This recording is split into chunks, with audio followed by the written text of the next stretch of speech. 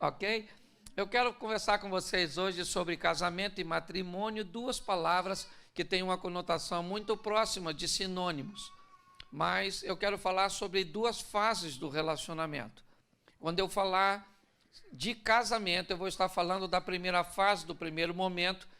Todas as vezes que eu falar casamento, nós vamos encontrar um pouco de imaturidade, um pouco de impulsos, às vezes extremamente descontrolados, expectativas que a pessoa faça o que se quer, ela nunca prometeu que faria, mas você esperou que ela fizesse, certo? E ela não fez e você ficou muito chateado, porque ela não fez o que ela nunca disse que faria.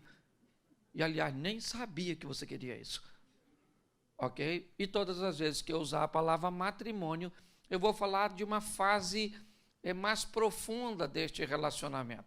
Eu preciso usar 3 textos com você, só para que vocês entendam isso. Primeiro é Oséias 6, 3.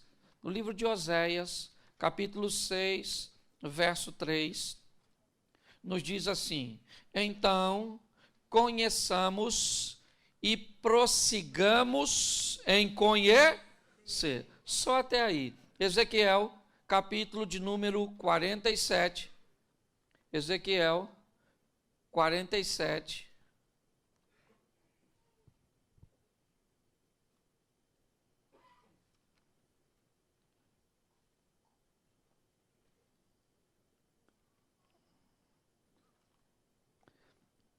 Verso de número 3 diz assim: e saiu aquele homem para o oriente, tendo na mão um cordel de medir, e mediu 1000 côvados, e me fez passar pelas águas que me davam nos tornozelos. Mediu mais 1000 côvados, e me fez passar pelas águas que me davam nos joelhos. E mediu outra vez 1000, e me fez passar pelas águas que me davam nos lombos. E mediu mais 1000, e era um rio que eu não podia atravessar, porque as águas eram profundas. Terceiro texto, Jó, capítulo de número 42, verso de número 5. Jó 42,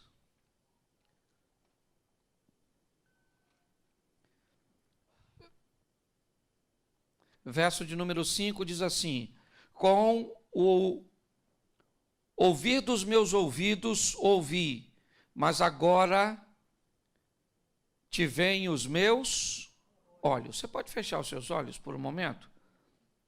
Senhor nosso Deus e Pai, queremos continuar te ouvindo. Fala conosco, usa-me como um canal de bênção nesta hora. Fala conosco muito mais do que queremos ouvir, mas fala conosco o que precisamos ouvir. Tira-nos do conforto da mesmice, pois aqui o que está em jogo é o futuro do nosso casamento, da nossa família, do nosso lar, um projeto que nasceu no teu coração. Eu declaro que todos aqui são casados para sempre, para a honra e glória do teu nome, em nome de Jesus. Amém. Glória a Deus. Amém? Eu queria que você observasse algo que aproxima esses 3 textos. O primeiro ele diz: conhecei e prossegui em conhecer. O segundo diz que havia águas no tornozelo, no joelho, nos lombos. E se você pega o terceiro texto, ele diz: no início eu apenas te ouvia, mas agora eu fui para um outro estágio. Todos os 3 textos falam de uma evolução de relacionamento. Ele diz: conhecei, mas a partir da convivência você prossegue em conhecer, ou seja, você vai para uma nova fase do relacionamento. Quando olhamos aqui para Ezequiel, nós vemos algo que começa rasinho, mas que vai se aprofundando. Quando nós vemos o texto de Jó, diz que no começo é ouvir, é com experiências dos outros, mas agora ele diz: os meus olhos te veem. Então nós vamos trabalhar, certo? Essa visão de fases de um relacionamento que precisam se ampliar, amadurecer. Então, quando eu falar de casamento, nós vamos caminhar para uma coisa um pouco mais superficial. Quando eu falar de matrimônio, nós vamos ir para algo mais profundo, mais intenso. E o propósito hoje é fazer você entender que a maioria de nós não temos defeitos. A maioria de nós temos hábitos adquiridos na nossa convivência familiar, porque toda família ela é pedagógica e exerce sobre nós uma didática, ok?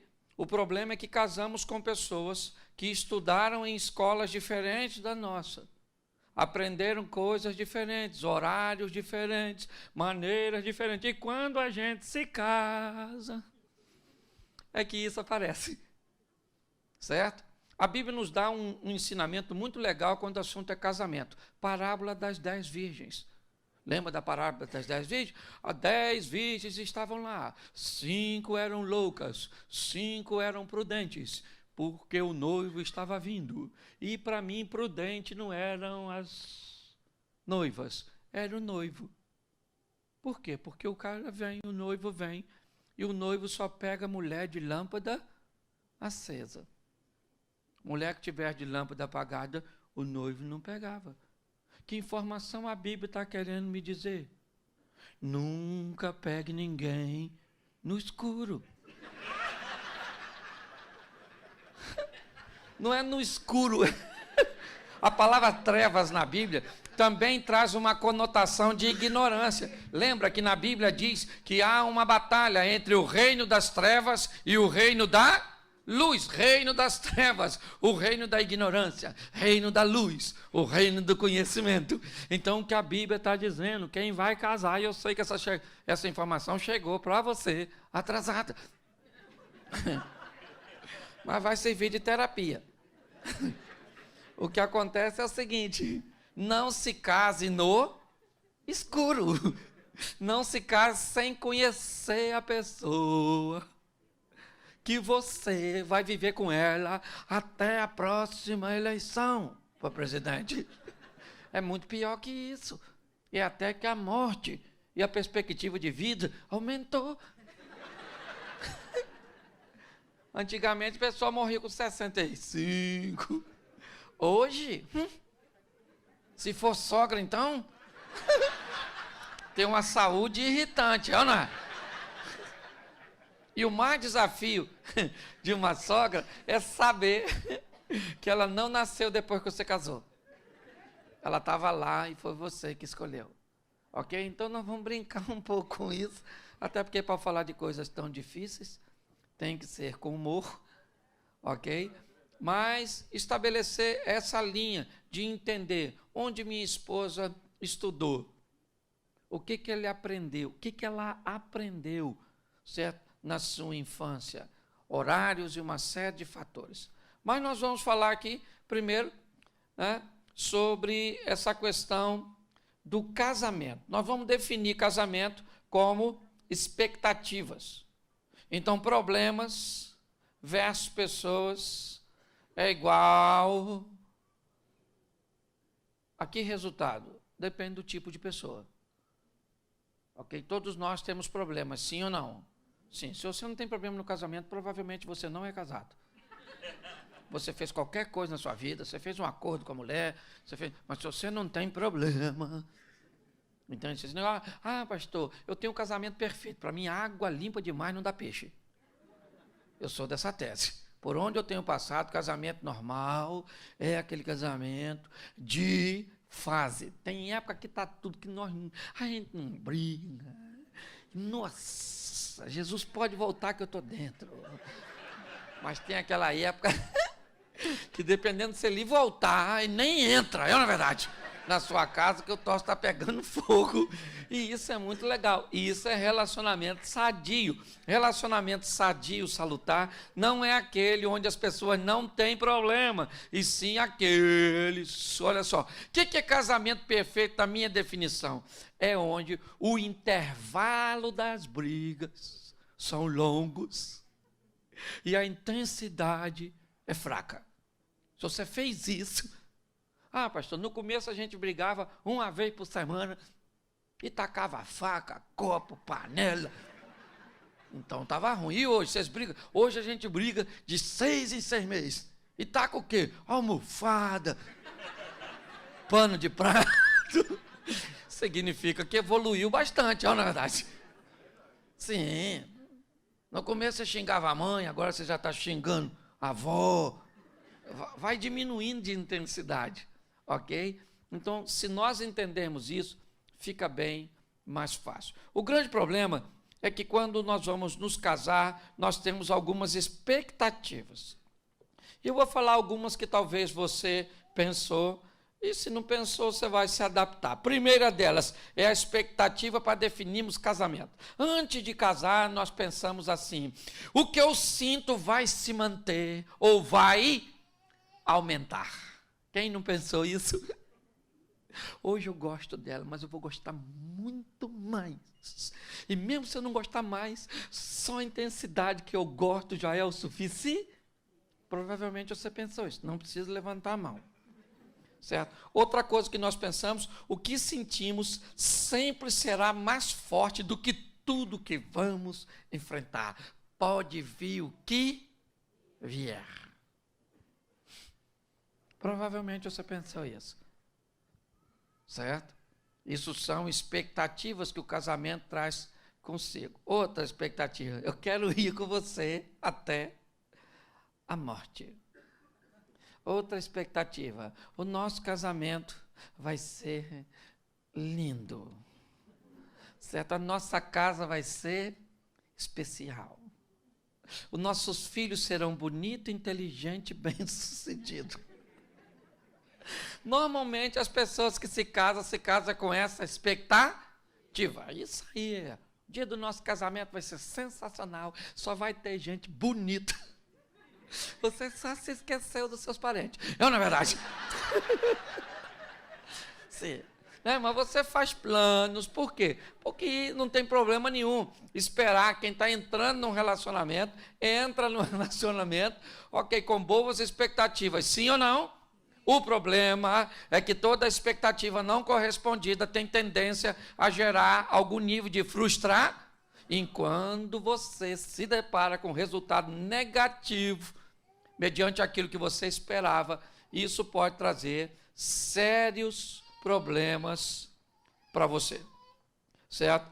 Então, se entendermos que as expectativas são boas, sim ou não, nós esperamos o melhor. É lógico que algumas pessoas, como eu disse no início, se uniram por motivação muito superficial. Então, às vezes, elas nem precisam de muitos problemas. Por exemplo, eu me casei para conseguir uma cidadania. Eu acho um motivo muito superficial para se deparar com os grandes problemas que o relacionamento. Eu me casei para fugir de casa, que eu não estava aguentando o meu pai. Pois é, saiu da mão do bandido, foi para do carcereiro. Só trocou de penitenciária. Não é? Sim. Por exemplo, eu vou me casar para ser feliz. Isso é besteira. Quem se casa para ser feliz, normalmente não vai ser. Porque casamento não é para ninguém ser feliz. Casamento é para você gastar um pouco da felicidade que tinha quando era solteiro. É tudo errado. Eu vou me casar, porque quando eu me casar, eu vou fazer sexo todo dia. Com quem? Que coisa louca é essa? As expectativas, certo? Quando começam a estourar, nós vamos ter sérios problemas. E aí, como desistir é muito mais fácil do que prosseguir, a gente já entra logo com a palavra separação. Então, eu gostaria que você riscasse essa palavra do seu vocabulário de casamento. Nós não temos rota de fuga, nós não temos saída de emergência, nós não temos nada. É morte, morte, morte, morte e morte. E pasme para você, se morte é uma palavra feminina, é nós que morre primeiro. Homem, ainda tem isso, né? Ei, você assim como eu, sempre começou a ler a Bíblia, mas nunca terminou, tinha dificuldade para interpretar e tudo mais. Eu sei como isso é chato, sério, é muito chato, atrapalha demais. É por isso que eu conheci o método Conheça Sua Bíblia de capa a capa. Ele me ajudou bastante, eu tenho certeza que vai te ajudar bastante também a entender melhor sua Bíblia. E não só isso, aprender muitas outras coisas que eu não vou falar aqui porque senão ia ficar muito grande. Eu vou deixar aqui o link na descrição para você conhecer, tá? Primeiro link, clica aí e conheça, sério, você vai gostar demais do método Conheça Sua Bíblia de capa a capa. Mas é isso, até o próximo vídeo, tchau, tchau. Link na descrição.